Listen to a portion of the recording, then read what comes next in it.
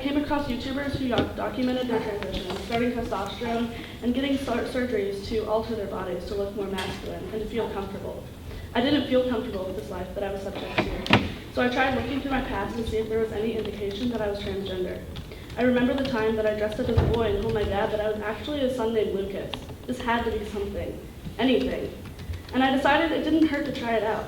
If this was really how I felt, then maybe I should do it. I cut my hair, refrained from wearing makeup, and I wore a binder to flatten my chest. I presented as male for a little over a year, but during that time, I questioned if this was actually my reality. I would cringe whenever one name would say he, and I didn't like my chosen name at first. Being male didn't help my mental state, and I was worried that I was covering up my personality with the idea of being transgender. In October, I was admitted into Centerpoint Hospital, and they allowed me to be in the males group while I was there. I began to be hyper-masculine and misogynistic to be accepted as male. Once I got discharged, I started questioning more and more, but I continued to repress these feelings because I didn't think it was a good idea to tell anyone. I felt uncomfortable as male, but I was scared to go back to being female. After a while, I just came to the terms with the fact that I needed to find out what made me feel comfortable and confident, rather than finding out my pronouns. Many people say that this is just a phase, but that has negative connotations to it. This isn't something you just grow out of, and many people grow with their gender, just like you and I did. Even though calling this time a phase is technically correct, for many people, it isn't a phase. It's actually more of a period of discovery, and it shouldn't be pushed to the side or disregarded because of people who don't want to admit that this is a reality for some people. Discovery periods are good. They help you figure out who you are, and you're able to take what you learned and apply it to your life. We need to help people feel more comfortable rather than feeling like they're stuck on a shelf in the back of their closet. Many people fall into the transgender spectrum, and we need to accept them. Don't judge them and tell them bad things about them. Don't tell them that their life doesn't matter. Fight against bullying. Stand up for people who are getting harassed. We all deserve to feel comfortable with our body, and they shouldn't be judged or excluded because of their gender or sexuality. Thank you.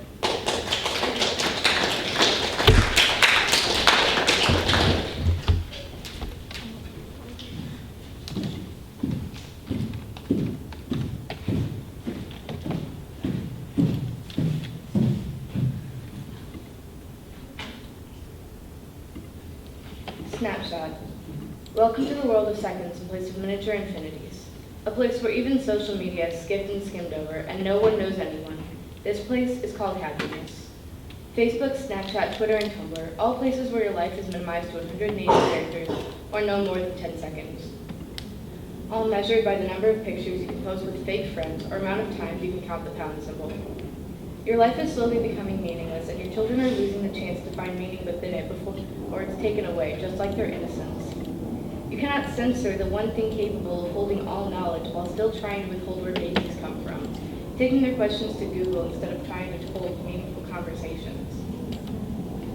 Our world is dying, babies crying, for daddy to stop touching him, but people look over places took over by nothing but meaningless sin.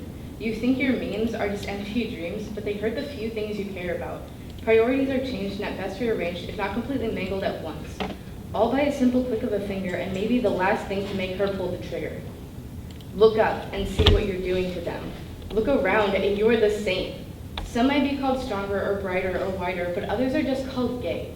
Suicide doesn't care what you know, instead it cares how you grow. We are all equal in everything but the situations we're put through, and we need to understand how to push through. Not as one, because it only takes one gun to end 100 lives, but it's 100 voices for once saying you're loved. Love is love. Sin is sin. Pain hurts the same no matter who it's in. If you call them gay or black or white, it hurts the same as telling them to end their life. Some just listen better than others. So make friends, not numbers, because at your funeral, they don't count your likes on Facebook.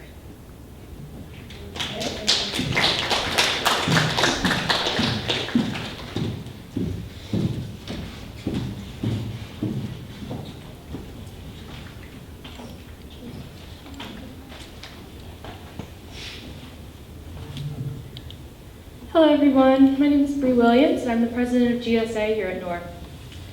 Hi, I'm Maddie Young. I am a member of GSA. Today we're doing a presentation of the facts of the LGBT community. So what is LGBT anyway? If I could click, that would be great as well. On these slides are real answers from people all around the school. When asked what they hear, what they think, when they hear LGBT, they think gay, human rights, equality, just to name a few. LGBT is an acronym for lesbian, gay, bisexual, and transgender people. It's an umbrella term for anyone who identifies as anything but cisgender or heterosexual. It's such a huge group of individuals that 3.4% of American adults identify as being part of it. It's not a new thing either. Homosexuality has been around for centuries. It wasn't until 1969 when people began to stand up for their rights. After a gay bar was raided in June, riots broke out, but the violence towards LGBT didn't stop there. As many of you know, on June 12, 2016, a terrorist attack took the lives of 49 people at the Pulse nightclub in Florida. It also injured 53 others. Outside violence isn't the only threat we face. Suicide attempt rates are at 30%. These members of the community often feel like they don't fit in with society's norms and are driven to a depressed state. And these rates are even worse for the transgender community. 41% of transgender people will attempt a suicide this year.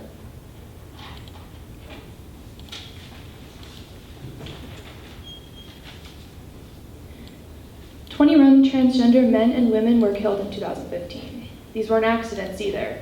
These were hate crimes because of their gender identity. All of these statistics are from the US. 12 countries, in 12 countries, you can get killed for being gay. Most of these countries are in Africa and the Middle East, but it still affects its residents. However, the world has taken the steps in the right direction to. On June 26th of 2015, the United States Supreme Court legalized gay marriage. That means that you can love anyone you want in the land of the free and the home of the brave. Progress like this is only possible by the help of allies. These wonderful people aren't part of the LGBT community but support it. So how can you be an ally for human rights? Stand up for your loved ones. Go to marches and rallies. Don't be a bully. And most importantly, ask questions. If you're ever confused about how to help the LGBT community, ask. You are always welcome. Any of these amazing speakers that you see here today will be more than happy to answer any of your questions. Now we'll be beginning a Q&A. As Kirkran said earlier, all of these questions were submitted through an anonymous survey. These are real answers from real people.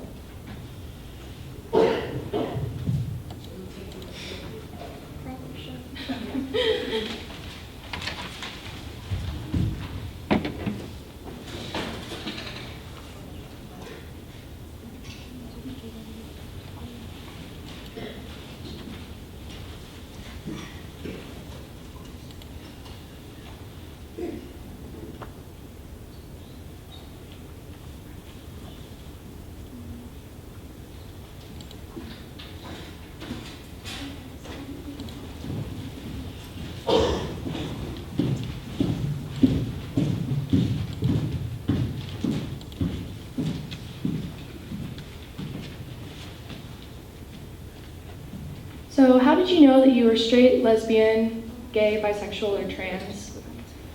Well, actually, I'm pansexual, which means I'm attracted to all genders on the spectrum. So whenever I was 12, I actually found out that I was attracted to females as well as males, and I was bisexual at that time. I had a huge crush on one of my friends, and it's kind of what ended our friendship. But after becoming part of the community more, I found the label of pansexual, and I feel like it really fit me. So that's what I've been for 3 years. For me, it was kind of more of like trying things on, like clothes. I didn't know what I was. I went from many different labels, many different sexualities and gender identities, and I realized it really doesn't matter to me. For me, I'm human, and like, if whoever I like is whoever I like, and I don't really care if what they have in their pants or what they have. It's their personality that matters more to me, and I don't really want a label. So there we go. I think I knew I was bisexual when I was probably 12 or 13. I thought there was something wrong with me. I thought I was sick because nobody in my family, anyone I talked to about these feelings would tell me it was abnormal and wrong to feel like this because I had feelings for both male and female. And it wasn't until I started here at North and I realized that there are actually more people than you think that feel like this. Okay, so like I said before, I was actually around the age of 14. Now I'm actually turning 16 this month, but this definitely isn't something you just decide one day. For me, it was a slow transition, which I really realized I would be more comfortable using male pronouns. I never really knew how I could confidently get to that point. It really took a lot of accepting myself and realizing that this is how I feel. So honestly, for me, I still don't.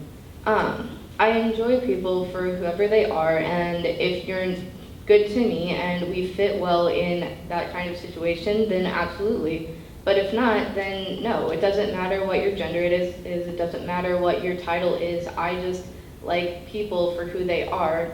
So I don't know.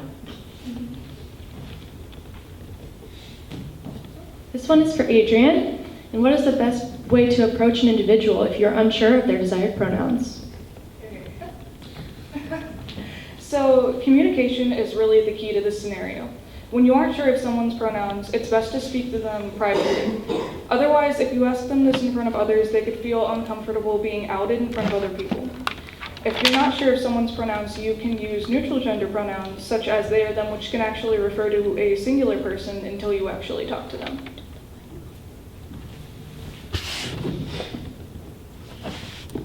This one goes to Naomi. And how do I help stand up for LGBT people without getting myself in trouble? Well, actually, if you really just talk to them and say, hey, you know what you're doing is hurtful. If that doesn't work, you might have to go to a teacher and report the person for bullying. And really, you won't get in trouble if you just report them. And that might sound bad, but it's really what you have to do if there's a situation where the person needs it.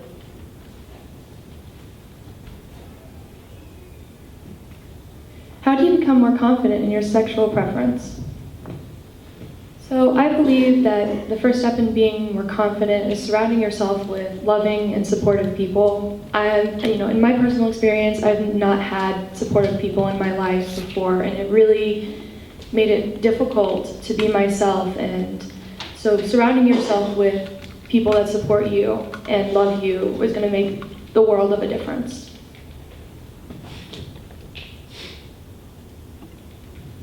How can you support, be an ally, or be a part of the LGBT community at school if your parents don't approve? Angel?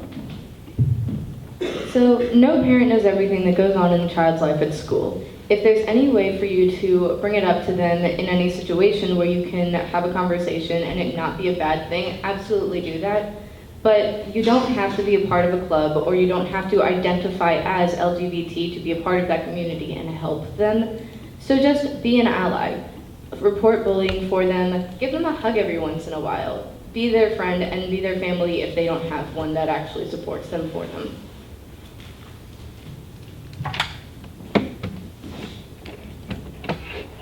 Well, how do you respond to people who put you down for being who you truly are, Angel?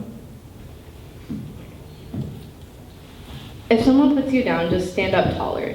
Don't get even, but don't be afraid to report it. Make sure you know who you are, and make sure that you know that people know who you want to be.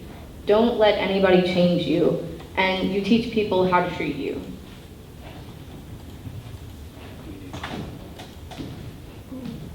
Are people who are part of the LGBT community offended when others refer to them as gay? Is it considered an insult, or is it just an accepted title? Can I sit there? I think it really depends on the person and depends on the situation. If you just say, "Oh, that's so gay," then some people will be upset. Might be upset. You're using a sexuality with a negative connotation.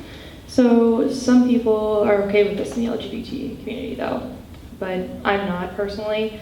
Things like this have been used to harass me for years, so I don't really find it funny. I know some of my friends will joke around with it, so I really think it just depends on the context and who you're talking to.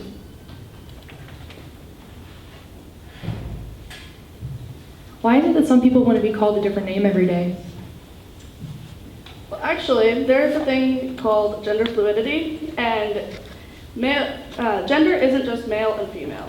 Some people might think it is, and that's their opinion, but there can be multiple different opinions as well as genders. People might decide to go by a different name every day because they are agender, gender fluid, bigender, or some other variation.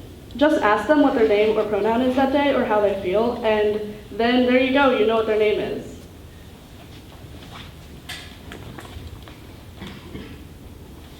Why is asexuality considered on a spectrum? It's just everyone falls on the spectrum, even heterosexual people. There's just some people who are more masculine and feminine than others, and I mean, it's just different for everyone.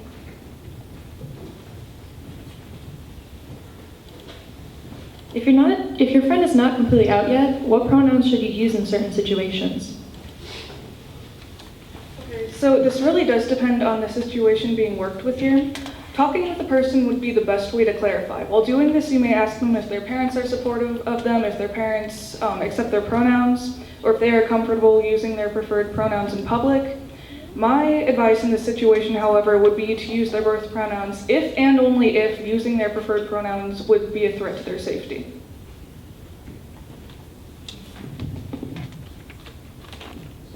How early do you think children should decide that they're anything but heterosexual?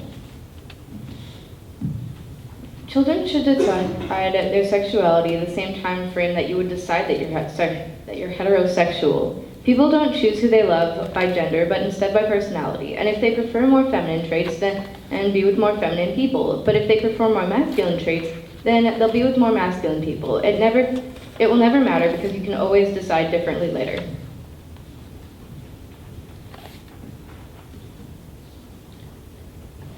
Where do you see LGBT going in the future? Hopefully there'll be more acceptance and rights for the LGBT community. The goal is for everyone to just feel safe and comfortable to be who they are without being judged.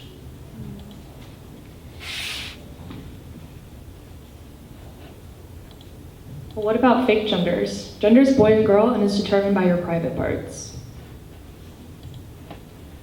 So there has widely been some debate on the validity of some genders. This all deeply plays into how we understand each other. It is understandable that one may not have heard of a specific gender before. Some may believe that gender is always determined by your biological self. However, gender can be defined as the feelings and traits one puts forth, while your sex is your biological self. It is important to understand that one's gender is who they identify as when it comes to how they express themselves. It is a way to show how they feel. This is also greatly where tolerance comes in. Someone may live a different life than you, but that's what it is. It's their life. And as peers, it's important to respect each other in that. Well, that's the end of our presentation. Does anyone else have any questions before we close out? Any questions at all? Well, I wanted to thank the teachers that brought their kids down here today. It really means a lot to us. We worked really hard on this, so I'd just like to thank all of you too as well, Car Grant as well. So thank you guys so much and have a great rest of your day.